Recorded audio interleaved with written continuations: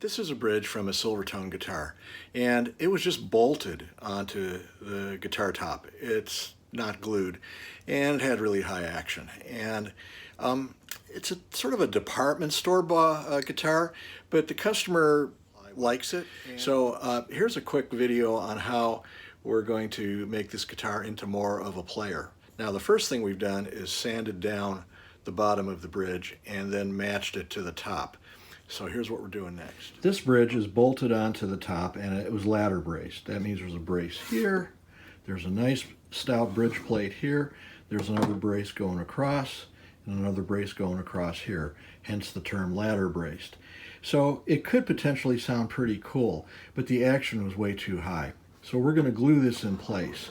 So what I've done is I've traced the outline of the bridge, and I have now I'm taking off the tape just inside the perimeter of that outline, and then we're going to use some paint stripper to remove this finish.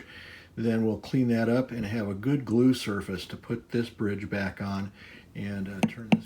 I applied paint stripper to the patch that's going to be glued to the bridge, and then just scraped it off using a outside in motion with this blade so that I get a nice clean removal. So the next step here is just to take a damp cloth to rub off the residue from the paint stripper, and then we'll glue the bridge on. Whenever you have something masked off where you've got an area where there has been repair or finish and there's surrounding tape on the surrounding finish, always remove the tape towards the inside of where you were working. Never peel out, always peel in. What that helps to ensure is that you're not going to pick up and peel off some finish that might have become loose or separated when you were working on this section. So we use the bolts as positioning bolts to hold the bridge in place while we clamped it down, and we'll dress that up after everything glues overnight. Clamps have been removed and we left the bolts in. They were there to begin with and they're not doing any harm, and but we countersunk it so that the guitar itself had some mother of pearl inlays or something like that in the neck, fingerboard. So I countersunk two pieces of mother of pearl dot so that everything would look kind of nice and matching, and we wouldn't have two bolt heads sticking up.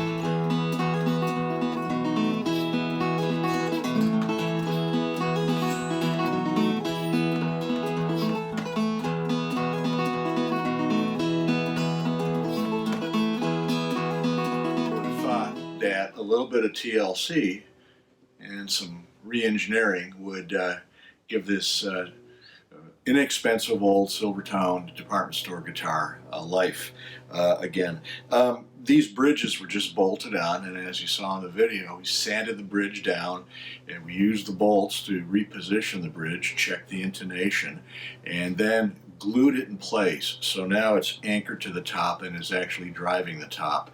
With the ladder bracing, it's got a pleasant fundamental tone, and with the action lowered, thanks to lowering the base of the bridge, sanding it down, the action is now within fingerstyle range. The neck relief is just fine, and I've strung it with silken steel strings, which are a softer, lower tension string. Really feel. That's a nice sounding guitar right there. Thanks, Chip.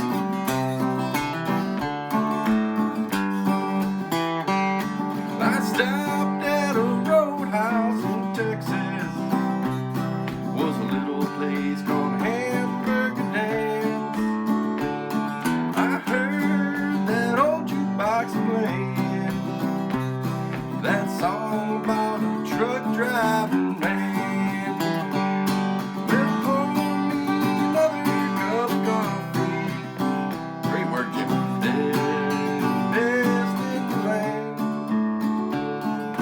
Now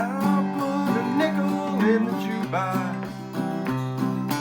Play truck driving man. Play truck driving man. Yeah, man, it's got a nice tone. Yeah, it's ladder braced.